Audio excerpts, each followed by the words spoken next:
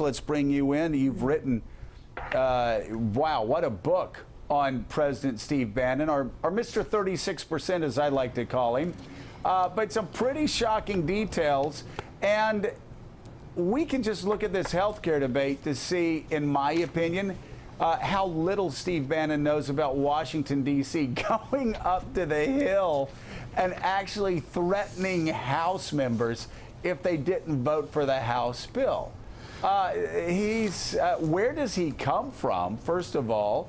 What is the genesis of his philosophical beliefs, and how much does he really know about making Washington, D.C. run?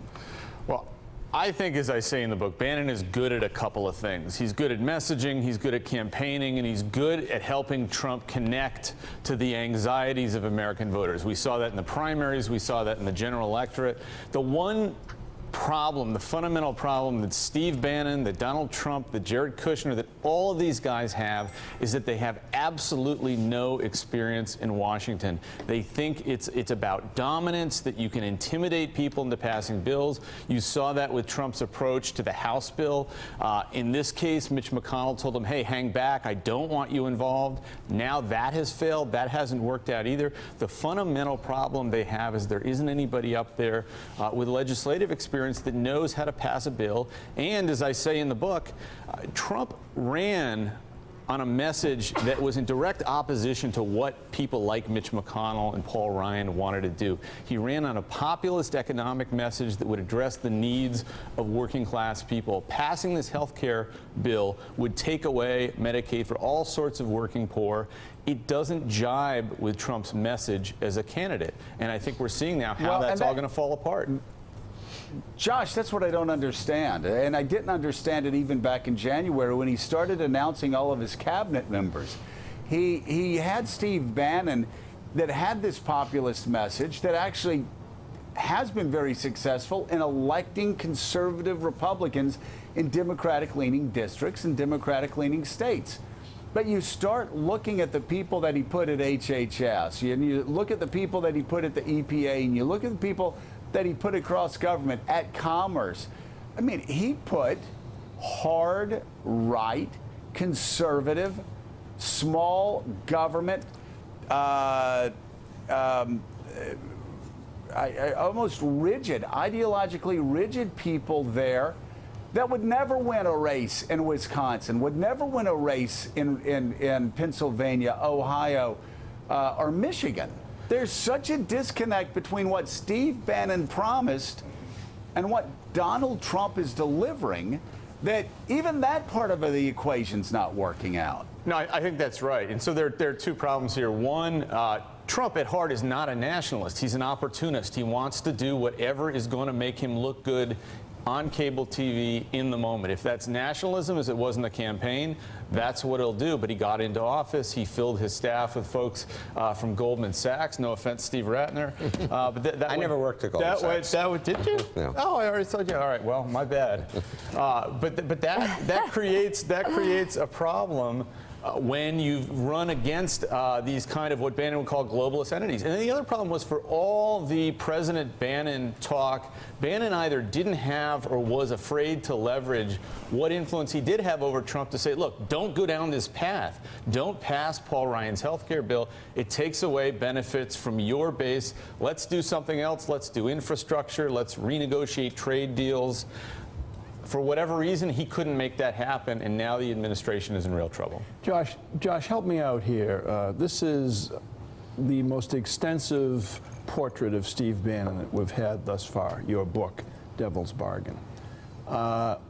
Given his background, given the way he was raised, given what he's done with his life, he's had a lot of success, a lot of opportunity, and yet everything he seems to speak to or about or try to influence people with is resentment.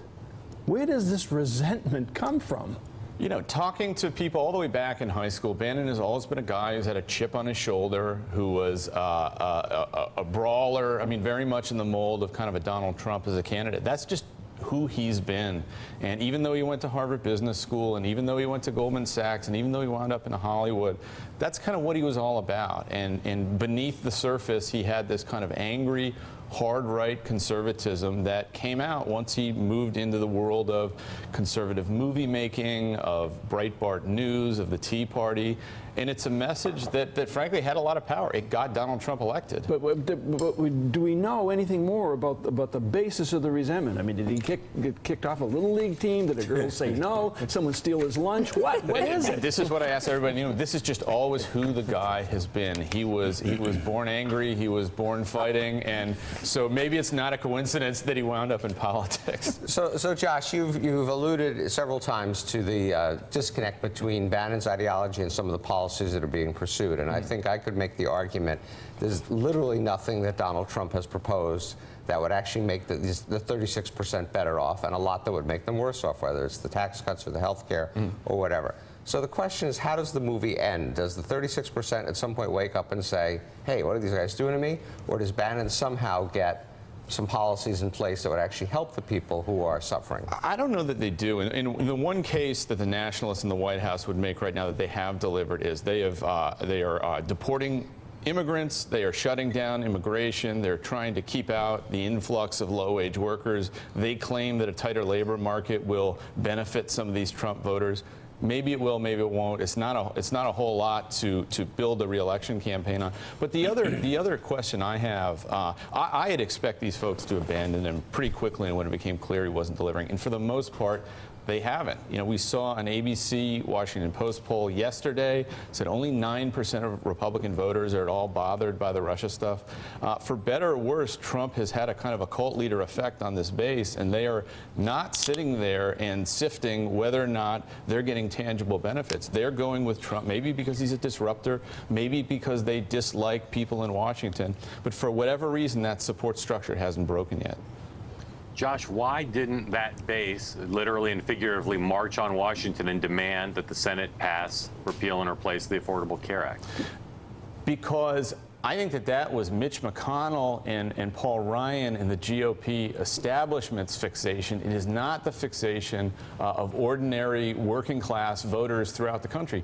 Trump's genius as a candidate, I think, was to recognize and to carry out a kind of political arbitrage between what the Republican Party leaders stood for, which is tax cuts for high-end earners, hawkish foreign policy and free trade, and the kinds of policies that would benefit the actual base of the Republican Party.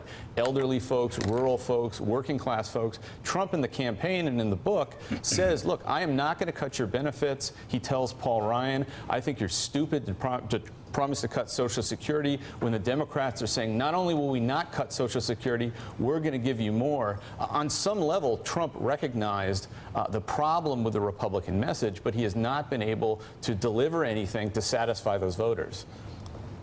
Hey, Josh, let me let's go back, though, to the issue that really does seem to unite the 36% or the 38 or 40%, wherever Donald Trump supporters are. And you mentioned it, but it is, at the end of the day, it's immigration. It's the wall that you know, I'm going to build that wall was the big applause line. It was that he was going to do something that Democrats have failed miserably in doing, and that is keeping out a low-wage illegal immigrants that actually drove down the pay for working class Americans. That's the promise at the end of the day that Donald Trump made. It wasn't really primarily about health care. It wasn't about tax cuts. I've always got the feeling their attitude was, yeah, give the rich whatever you want to give the rich. We just want our jobs back. And to get our jobs back, you need to build the wall. How much of that went into Steve Bannon's calculus in putting this campaign together and this campaign message together? Well, Bannon wasn't the originator of the wall, but I think he was the guy that really injected the idea in Trump's mind that illegal immigration can be a powerful political force in the conservative grassroots. We forget this now, but Trump, as an entertainer in the mid-2000s, was actually more popular with Hispanic and black voters than he was with white voters. He could have run a different kind of big tent GOP autopsy presidential campaign. That was really the most fascinating part of my research, was seeing the profile Trump had. But then he connects with people like David Bossie, Steve Bannon, your good pal Stephen Miller in the White House, and suddenly becomes radicalized on the issue of illegal immigration. And And that, more than any other issue, I think is what carried into the nomination. Yeah, I think it carried him to the nomination. I think it's what continues to carry him forward and why he still has support from a lot of people.